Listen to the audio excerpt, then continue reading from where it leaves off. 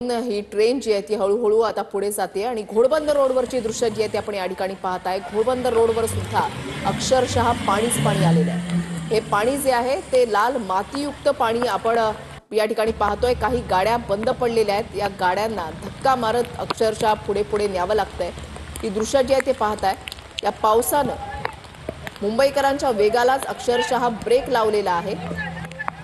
धावणारी पळणारी मुंबई आज या पावसामुळे ठप्प झालेली आहे। वाहतुकीचा खोळंबा झालेला आहे। चाकरमान्यांना मनस्ताप सहन करावा लागतोय।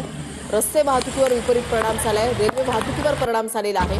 ठिकठिकाणी जर आपण पाहिलं तर रेल्वे ट्रॅक पाण्याखाली, रस्ते पाण्याखाली गेल्याचं पाहायला मिळतंय।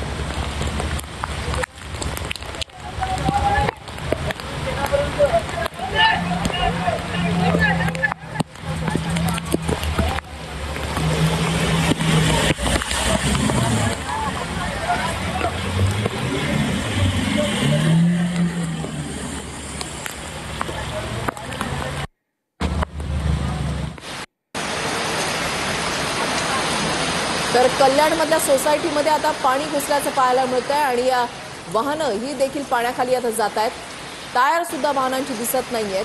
अनेक दुकानांमध्ये पाणी शिरलेलं आहे, घरांमध्ये पाणी शिरल्याचं पाहायला मिळतंय। कल्याणच्या सोसायटीमधली ही दृश्य, कल्याणमधला एक भाग ज्या परिसरामध्ये पाणीच पाणी झाल्याचं पाहायला मिळतंय।